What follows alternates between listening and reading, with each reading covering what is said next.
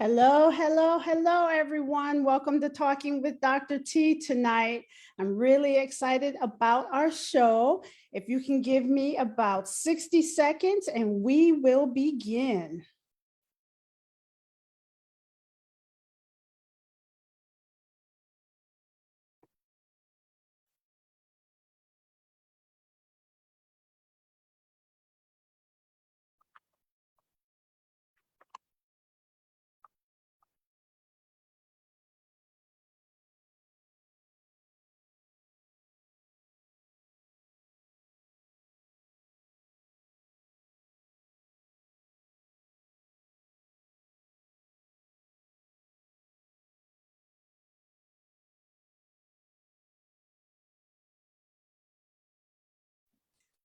Okay, everyone, welcome. It's 8:01 and we will begin. I just want to welcome everyone to Talking with Dr. T.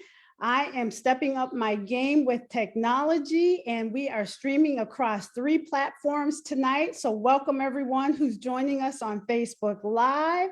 Welcome everyone who's joining us on YouTube Live. And thank you everyone who's joining on LinkedIn. And we can credit this stepping up to technology to Dr. Irving Fryer. He's getting my system all set up piece by piece. So I am grateful to him. So I just want to thank everyone who has joined us this year for 2022 with our Talking with Dr. T episodes. I'm looking forward to our 2023 editions of our show. I have some great speakers lined up, so make sure if you are not following me on Facebook or Twitter or Instagram or LinkedIn, you follow me so that you can get updates on our speakers beginning in January, always the 3rd week of each month from 8 to 9 p.m. Eastern. So tonight, I'm very excited about our guest. My guest is Dr. Trahern LaFavor, and we originally met, I was calculating this today, 2013. Wow. We both were clinicians with the NFL, and we were working at the Rookie Symposium and the Rookie Success Program, and we were really about working with athletes on their mental health, preparing for life after sports, and being able to manage what it means to be a person, to be an athlete, to be a family member and a member on their team.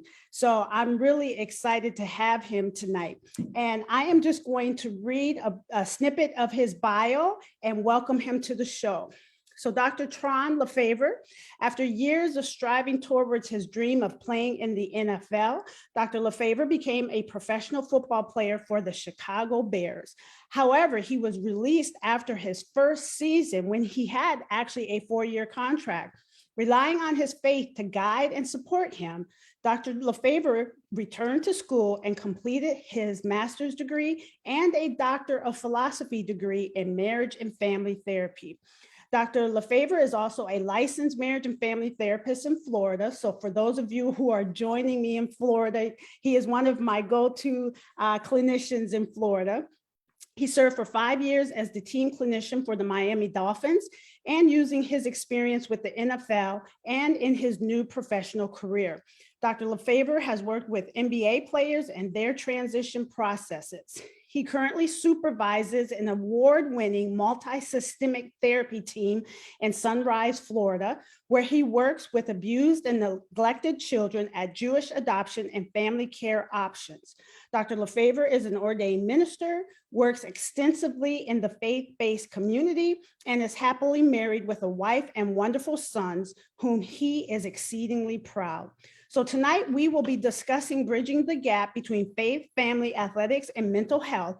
And as part of our discussion, we will be focusing on his new book, Rebuilt: Life Before and After the NFL. Welcome, Dr. LaFavor.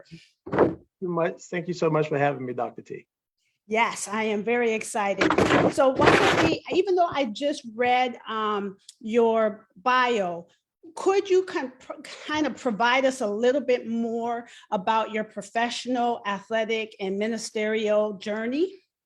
Okay, so it started for me at the University of Florida. I have a bachelor's in sociology, from the University of Florida, as well as a master's in marriage and family therapy from Nova Southeastern University. And I also completed my doctoral degree from Nova Southeastern University. I have a private practice where I currently see clients who are struggling emotionally, helping to repair marriages and relationships. And as you mentioned, I work with abused and neglected children. In our program, multisystemic therapy, it really goes into the home and empower parents with parenting skills to parent children who present with severe behavior challenges. As far as the athletics, I was privileged to come from a family. My mother, she played basketball in high school, and my siblings, my brother, he played sports as well, and my sister, she participated in track and field, and I'm the youngest of five. So that's how it all began as far as my professional and athletics began. Can you tell us a little bit about your faith journey, your ministerial journey, because you come from a family where they started a church, and I just enjoyed reading about your father and your mother as well. Yeah, I was privileged. I grew up in a home of faith. My parents are Christians, and they had a dream to build a church, and that dream started actually during the time of my birth. I mentioned it in the book. That was a unique time for my family. I was born, and then they decided to have this dream, and I was birthed into it. So my father, he's been pastoring 43 years, over 40 years, and they built the church in the local community here in South Florida.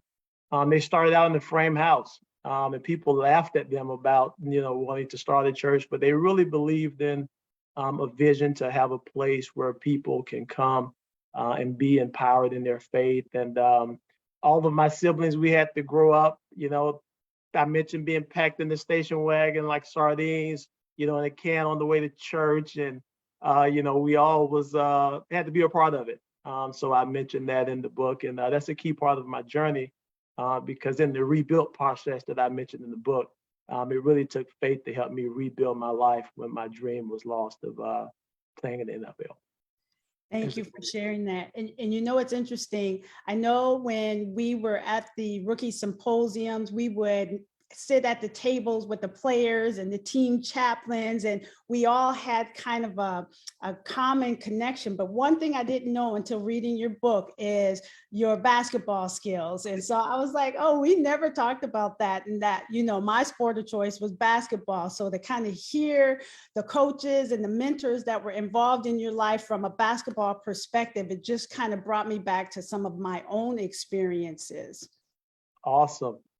Yes, it actually started out basketball for me in middle school, and that's how my journey began. And I was quite husky and large in size, but I didn't grow much after transitioning to high school. And then I discovered football. And then that's when the journey really began for me to explore football. And I learned that I also had that skill, and the agility I used in basketball, that was quite helpful as a linebacker and defensive lineman. So it was very helpful for me to actually play basketball and transition to football. That's awesome. Now, I know this is not one of my questions that was on the sheet, but you had said that your coaches wanted you to play volleyball. What was the purpose and the benefits of playing volleyball? At the time when my coach asked me to participate in volleyball, I'm like, well, what's the connection here? But for me, at least, being able to learn the importance of balance, and we were doing a lot of jumping and hitting the ball, and our team didn't win many games, but at least it got me introduced to teamwork and the importance of just being open to other sports and not really limiting myself. So that was a benefit as well. It's interesting too. So when you think about your experience with volleyball, basketball, and football, one of the things that I always say in my role as a clinician in ministry is that everything I learn in life, I learned from basketball. What are your takeaways from those three sports that you utilize today as a clinician, as an ordained minister? Good question. So at least for sports, when it comes to football, I would say determination. I think when I look at how football was instrumental in my life and the dedication and determination it took, and being able to navigate the challenges of life. So I would say football, that taught me the discipline. Um, as far as basketball is concerned, um, for me, it was helpful in just helping me to, I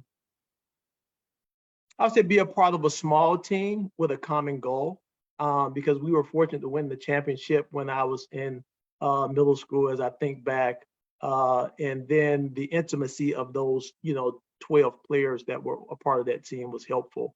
For volleyball, it was just really being open to something different, and being out of the box. And I think for me, I just learned that never be closed-minded to things, and I learned to just be open to other experiences. So that's what volleyball taught me.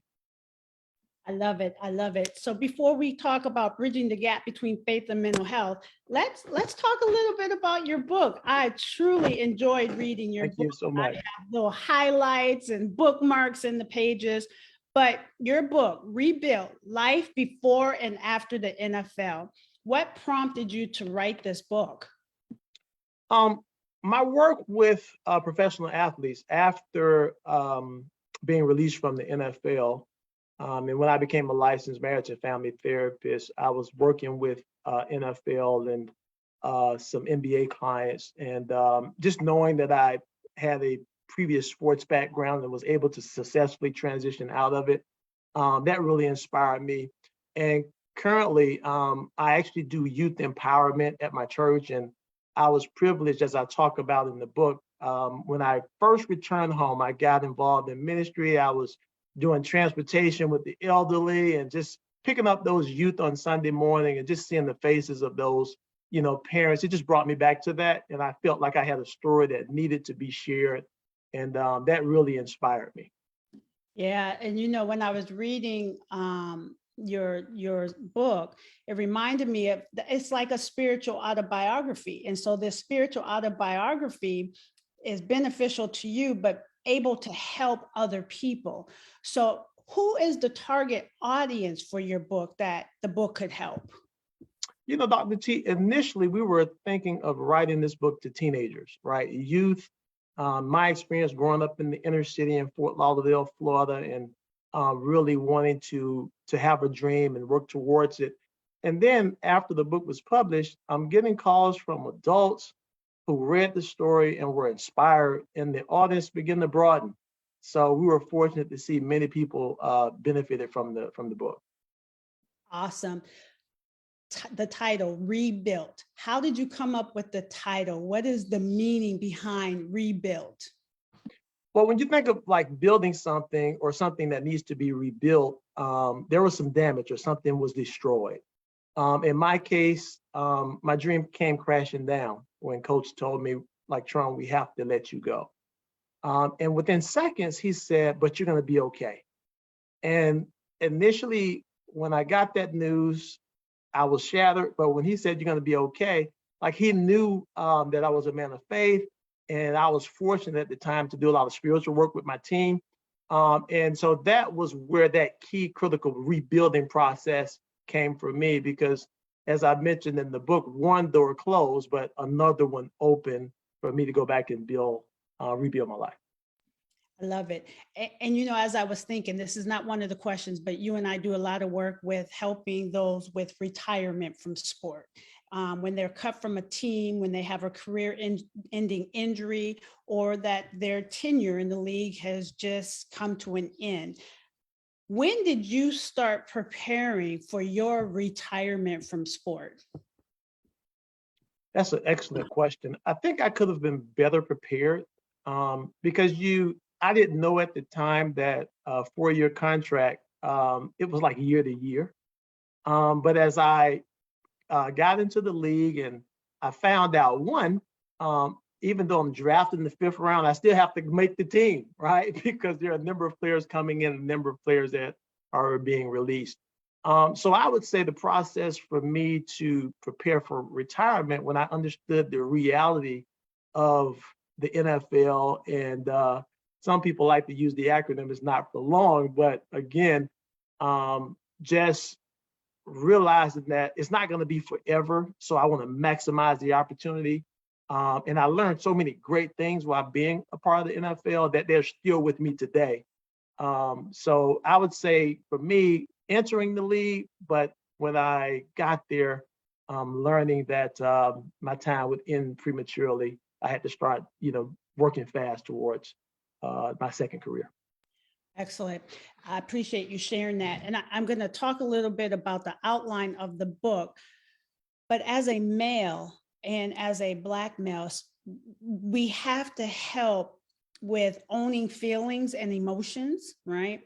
And how would you describe your feelings and emotions when Coach came and said, we have to let you go and you were transitioning out of the NFL? I would say it was painful. I would say devastated. Um, I would use illustration of being shattered, right? So you go through all of these emotions. You're upset. You think of what could you have done differently. So there's like so many emotions that you go through. But definitely, I would say just the painful being hurt. That was really that feeling that I felt. You talk a lot about faith in the book. Where did your faith development and process come in your life at that time? It came in for me when I had to pick up the phone and call my parents, right? And like I gathered myself, and I had a fear, right? I had to return home to South Florida. I felt like I possibly let the family down, and I just really wanted to have a long career. But when I called home, I remember my mom. She's gone on now, passed on, but she knew something was wrong when I called, and she said, "You okay?"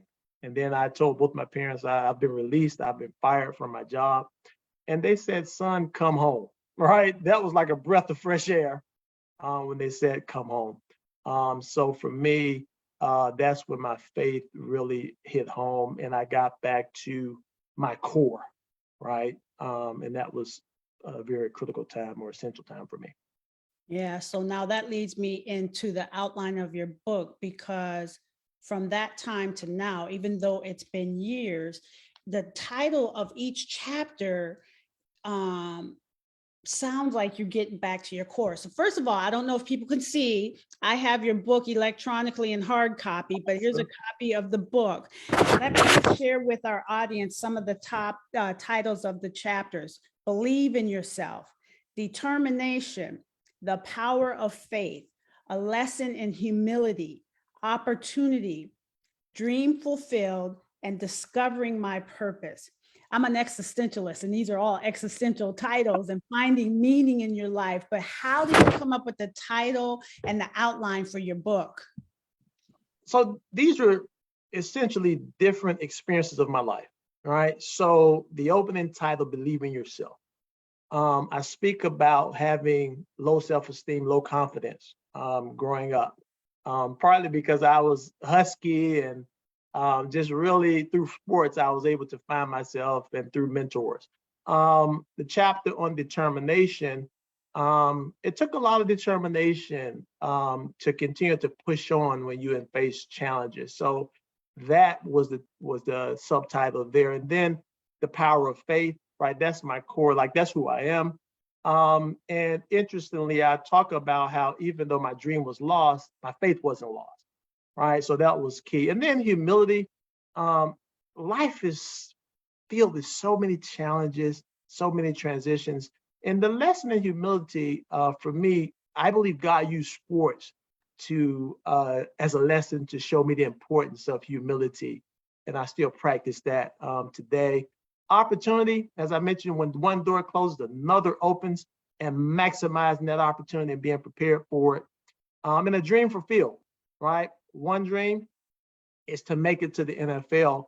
But then after that door was closed, another dream was like resurrected, right? So that was important for me. And I had many other dreams that I achieved. And then discovering my purpose, like living my purpose today. And I feel like all of it led me to living my purpose and finding out like what's that thing that I'm put on the planet to do. I love it. I love it. There are many great stories and nuggets in the book. I have found a couple of them, like I said, that I have highlighted. But is there a story in the book for you that sticks out the most, or the most memorable, or the most meaningful? The story that sticks out for me, I would say that moment when I had transitioned out of the NFL, and this was the day when my father, he always preaches on Sunday, right? And at this time, my mom had become ill, and he said to me, "Well, son, I'm going to be with your mom." And I was afforded the opportunity to share the sermon that morning. And it was the same sermon, my first sermon, the same sermon I had preached about building your life. So that had meaning for me because everything took me back to my foundation. And being on the platform, facilitating her service, Dr. T, I didn't even know how I was going to get through that, right? The youngest of five, baby boy, and just to have the spiritual strength to officiate my mom's service. So that story stands out for me, in the book. Yeah, that was a powerful story. It's interesting. I'll go back because when we met, we were trying to increase help-seeking behaviors with players. We were trying to dispel stigmas and myths about mental health. So here it is, we're talking about it, but during lunch and dinner and breakfast, we're sitting at a table eating with the chaplains. And here it is, we're bridging the gap between faith and mental health and athletics.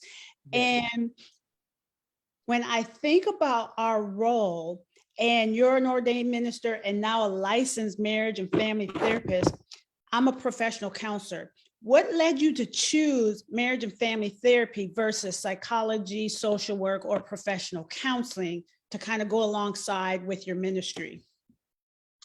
For me, when I was released from the NFL, I would say I had a lot of mentors and supports.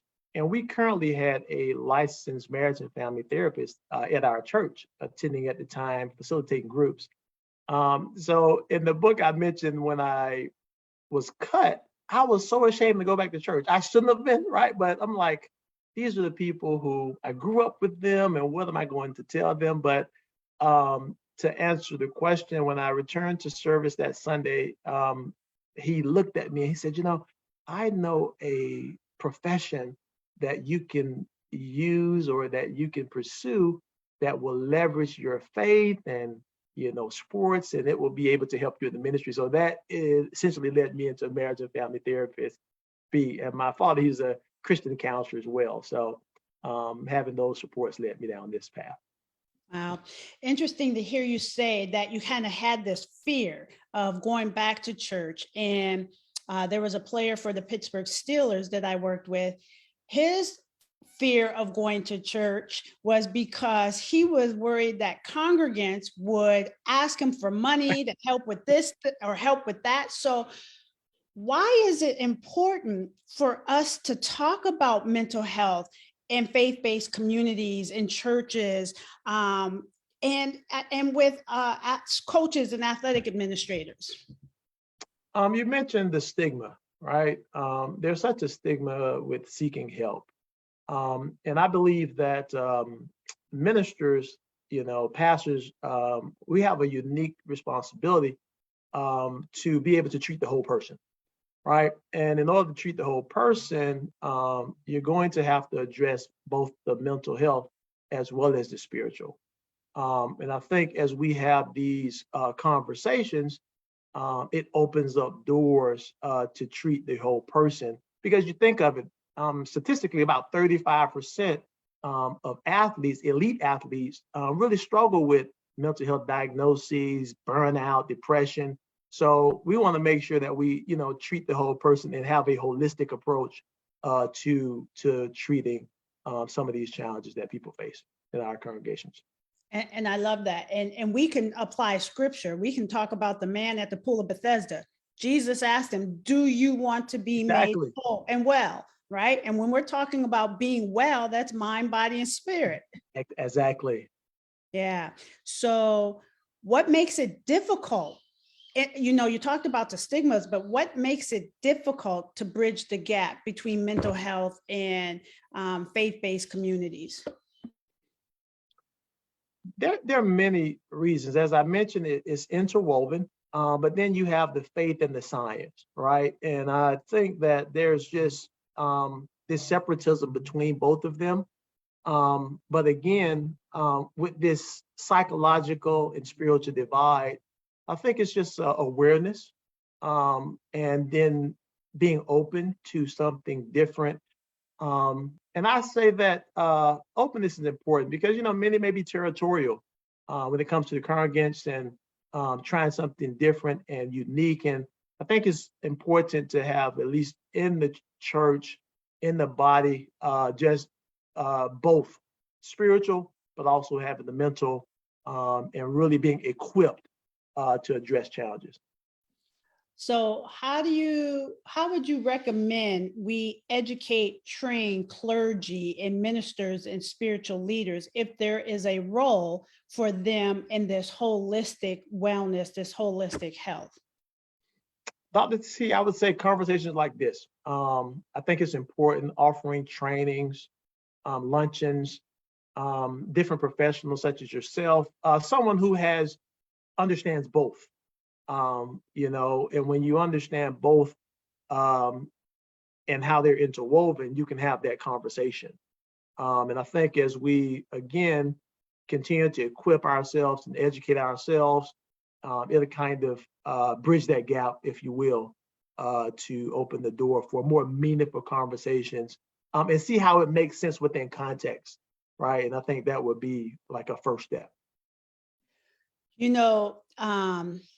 We heard about Twitch passing away last week, and it's been reported he died of suicide.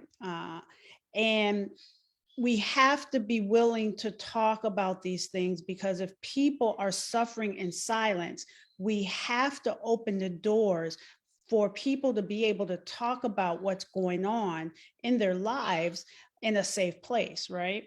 Here it is. We're talking about our work with the NFL and professional and elite athletes, your experience. I played all the way up until college, but we could be talking about this with athletes across the lifespan. We now can diagnose children as young as 6. We have right now the NFL and college football coming to an end. Where the soccer, season is coming to an end. Basketball is starting.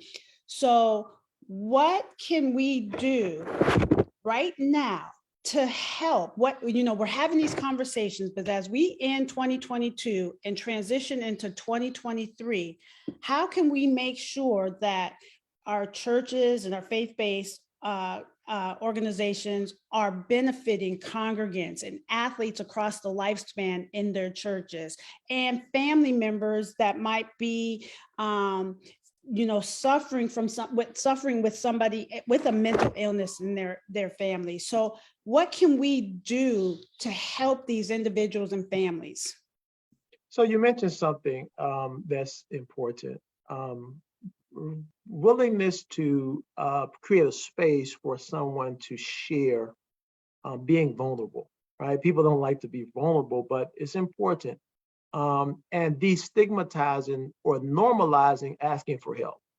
Right? I think that's so important, to be able to ask for help and to be able to share. And I mentioned in the book, right, you have this stigma where boys don't cry, or like men don't share emotions, but men do go through emotion, right?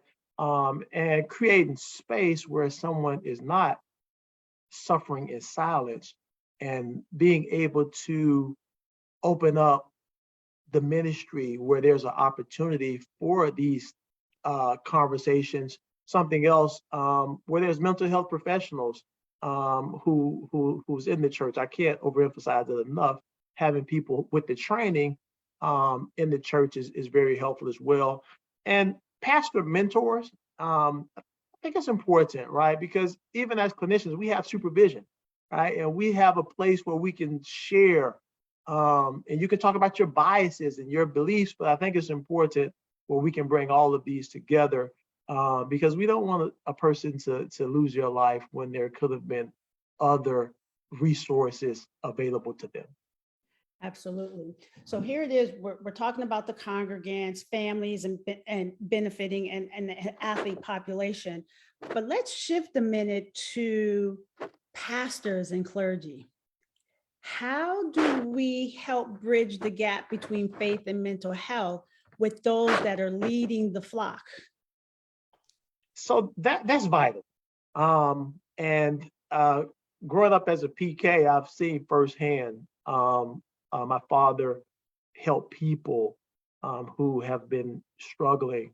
But how do we progressively move forward? And I think of the privilege that pastors do have.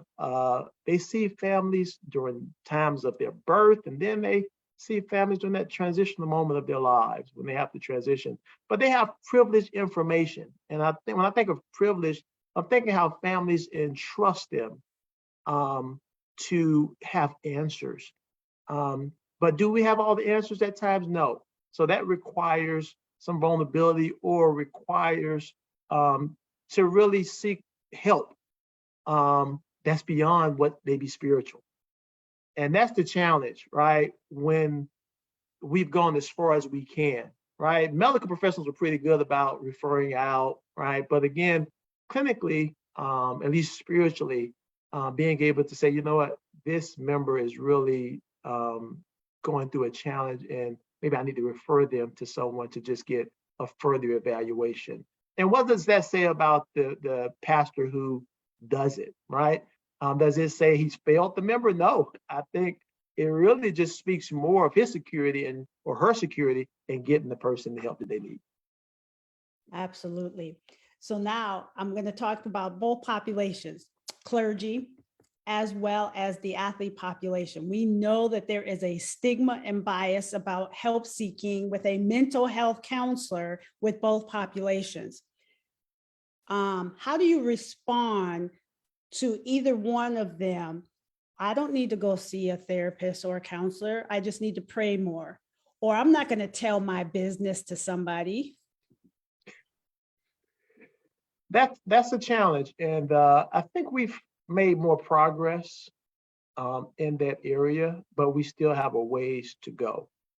And when you have a person that says, you know, I'm not willing to tell someone my problems, I like to use the example of how we get help for other things. For example, physically, as an athlete, I used to get help to bring in a trainer, right, to assist in the area that I may be weak or an area that I need to build up myself. So the language is important, how we language help, right? You can call it support. You can call it mentoring. I think that's vital, how we present someone getting help, because many times a person may not have insight and awareness of what it means to talk to someone. It's not a sign of weakness. It's really a sign of strength. So just continuing to have those conversations is important. Absolutely. And I'm a true believer. We as clergy, we are human. So who we are outside the church, physical church walls and door does not stop when we go in. So we really have to be aware and have that self-awareness so it doesn't spill over on our congregants, exactly. Right? Same thing with players, it's spilling over on their teammates or their family. So how do we help them to increase that self-awareness of what's happening within themselves? What are some signs and symptoms that they might be able to recognize that something is being held internally in their body? There are many pastors who recognize burnout, right? And they're willing to take a leave. But when you mention the signs and symptoms, that's important. And then what happens outside the four walls of the church is vital. So that means we have to strengthen the family system, right? And with strengthening the family system, empower everyone in the family to be willing and have the courage to tell a loved one that, you may need to seek some help, or even call for help for that person. They'll, at the moment, they may get upset, but they'll appreciate it down the road if you do that. And I appreciate that. So I was kind of thinking individual counseling, but you talked about strengthening the family. Let's help some of our listening audience. I don't want to assume that they know, but what is family therapy? What is couples counseling? What does that look like? What does that entail? And what are the goals and objectives? Yeah, so when you think of family, you think of the system and the unit, right? So, for example, let's say you have John. Well, John is really struggling in his interpersonal relationships with his family.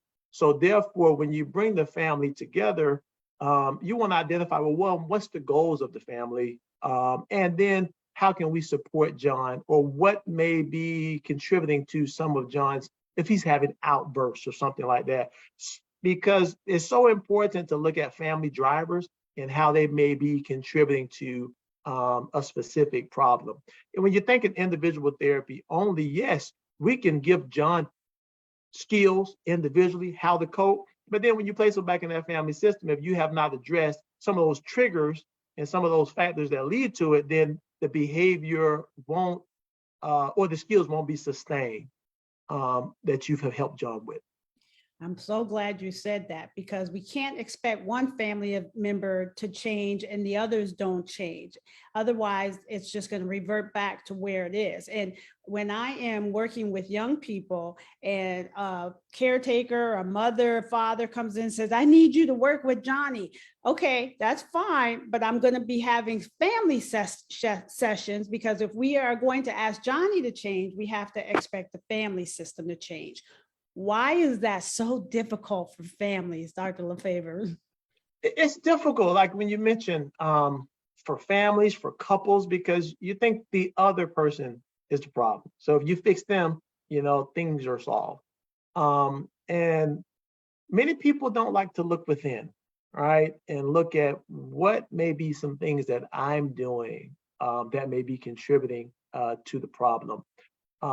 So I think, again, it comes to vulnerability, being open, being aware.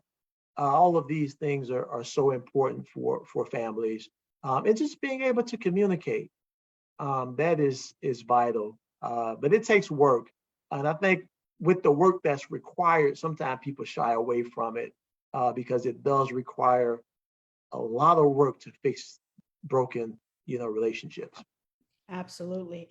So with that, if families go to the church first, because most often people will go to their faith-based organization when they're in a crisis. So if we have a family crisis, how can churches and faith-based organizations help to bridge the gap between faith, mental health, and family systems?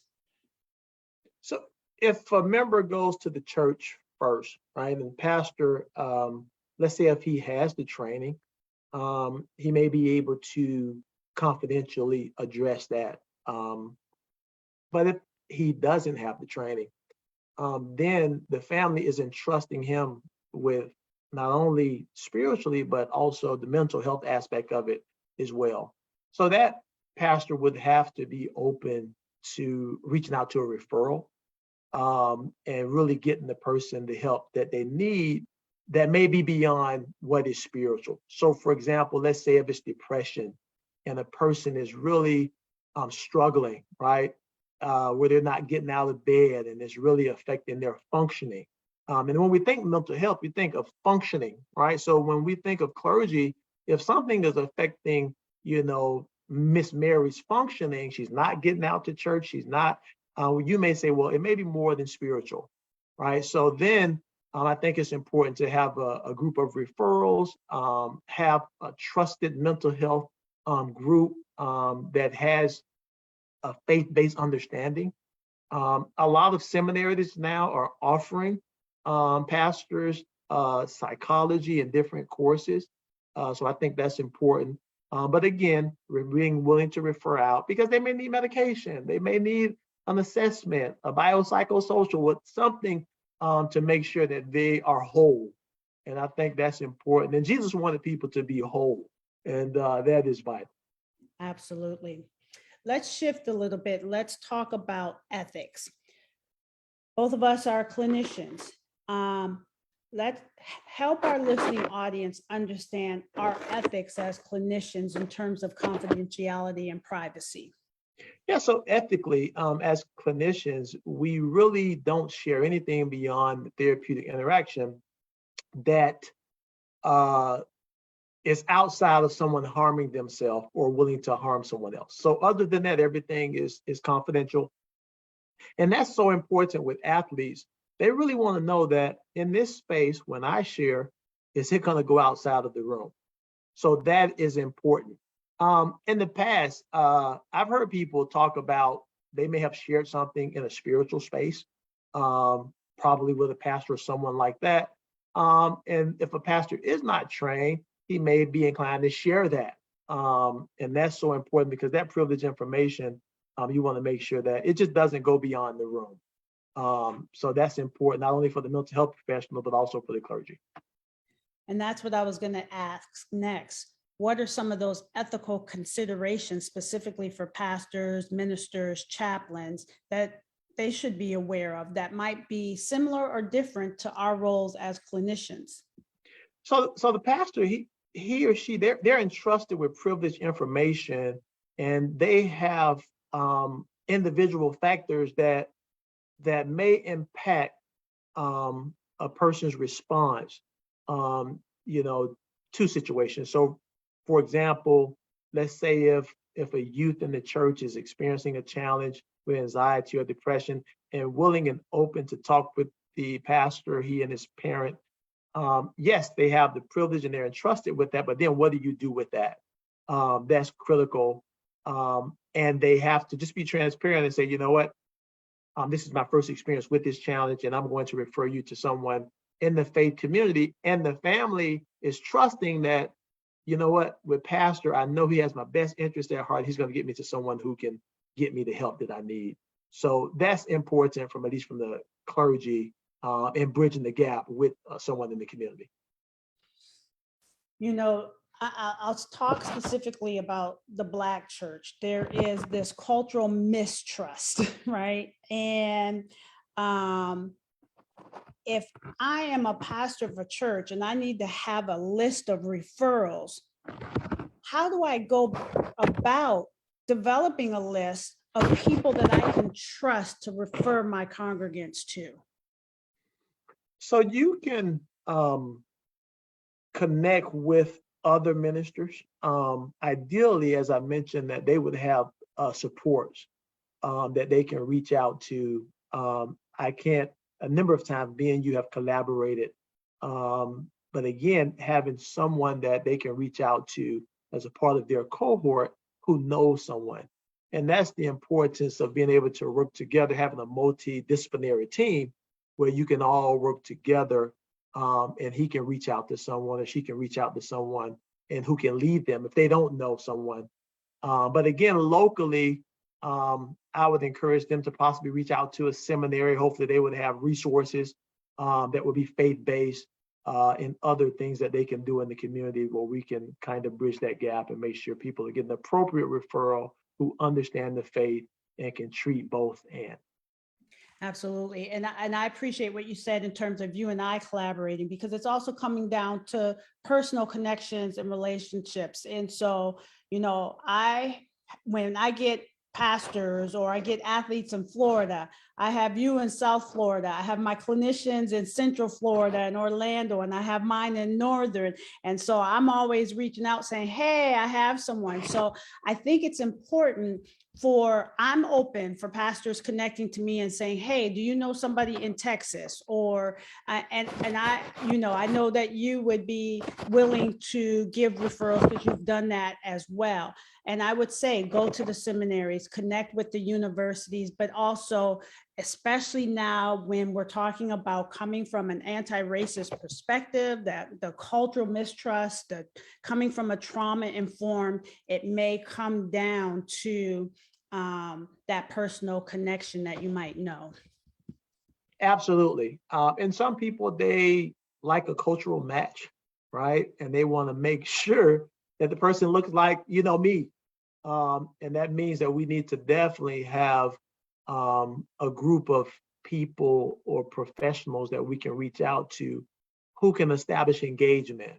For example, with sports, the fact that I have a sports background, that helps me with engagement.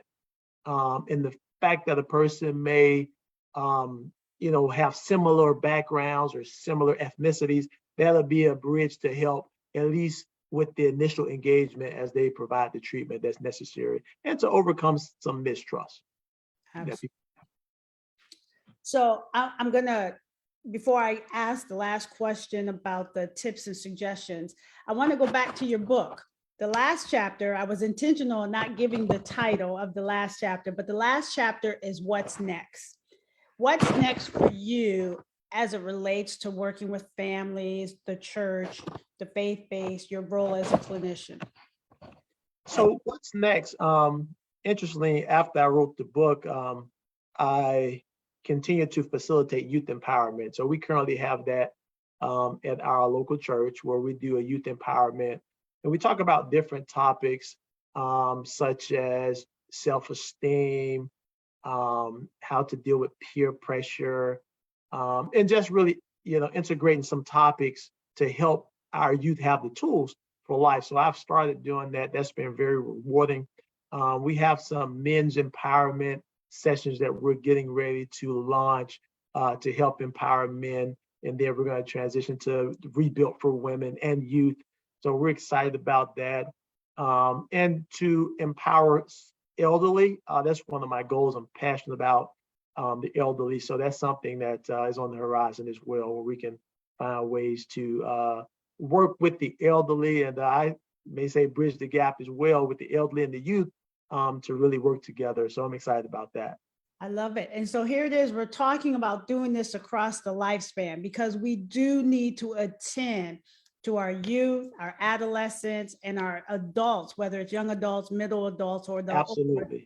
So we need to make sure, because there's different concerns for each of those populations. Yes, absolutely. That's vital. So Yeah. I'm looking forward to it. Yes.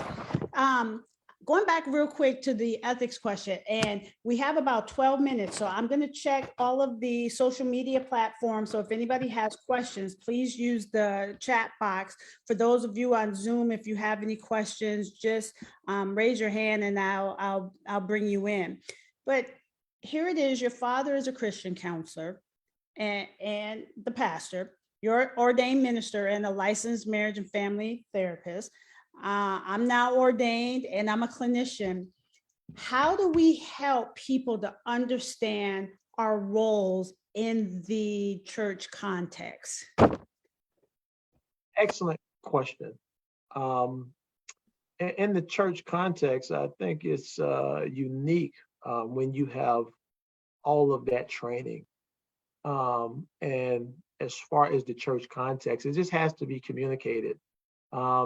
And my role as an elder at the church, the members know when I'm functioning in that role on Sunday, that's the spiritual role that I'm in.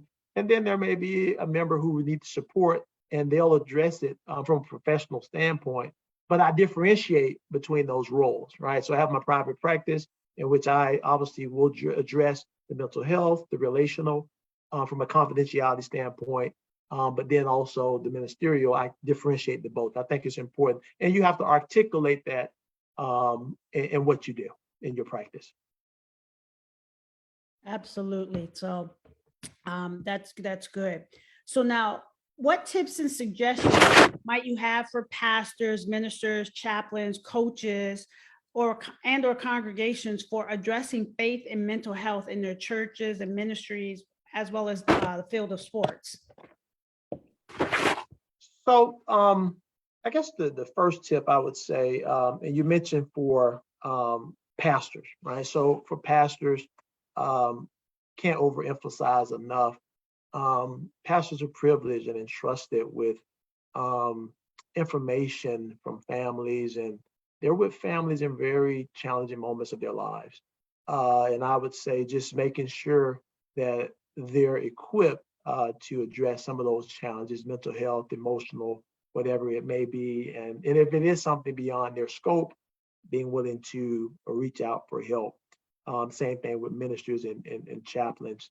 For coaches have been very vital in my life, and a coach can really encourage a player and build their self-esteem and really be there for them. And again, for coaches to have insight into mental health, that's important as well. A number of NFL coaches have some training in mental health, and that's important because when you see those signs and symptoms with your player, if they're in practice, you see that they're down, or you see that they may not be up to their normal functioning or capacity. You can have that conversation and encourage them on campus or wherever you are to reach out for support.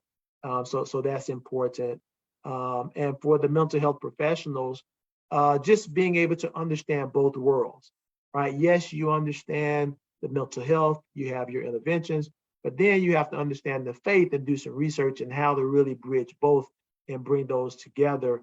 And something that may be helpful is where a mental health counselor, we've had that at our church, they do a presentation at your church and really have these type of conversations. And that destigmatizes, at least in our community, about mental health. Absolutely. I like that. And that's another strategy and a tool is find out who are mental health providers in your church and have a workshop or training or presentation and talk about it from the pulpit. Yes. Yeah. Now, I mentioned earlier on suicide, but we also need to talk about suicide more in the church. I have a question from one of our viewers.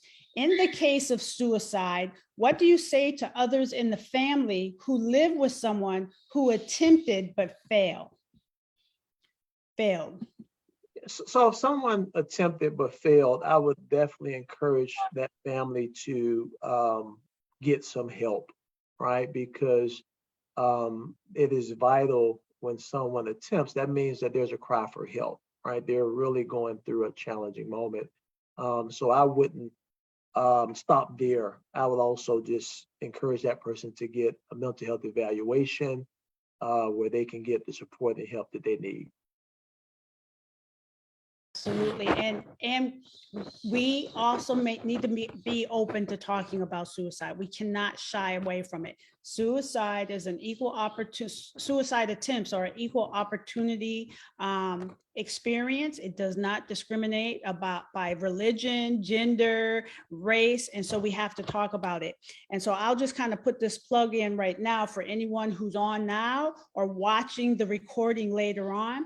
If somebody is in crisis, we have the new phone line 988. It is the suicide and crisis lifeline. All you have to do is dial 988.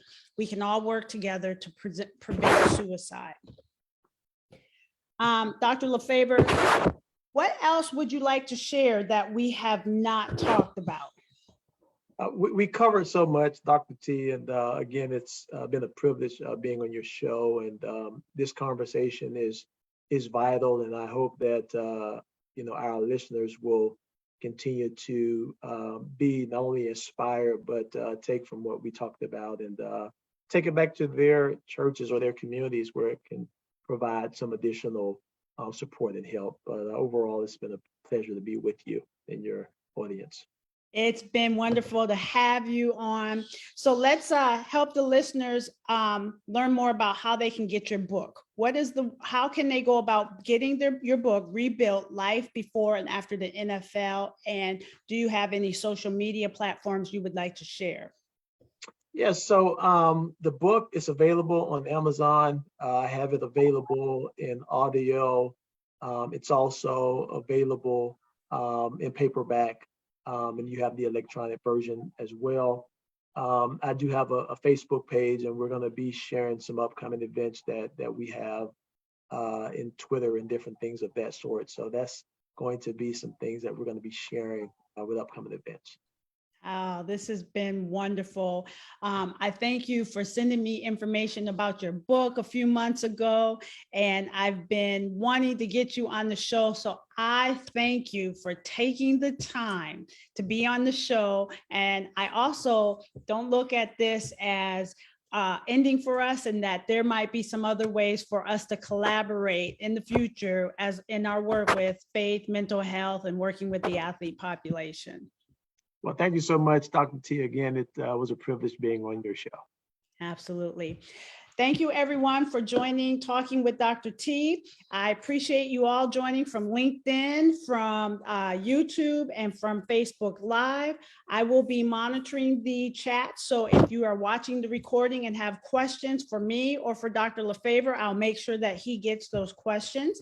And please be on the lookout for advertisement for Talking with Dr. T in 2023. Our next show will be the third week of January.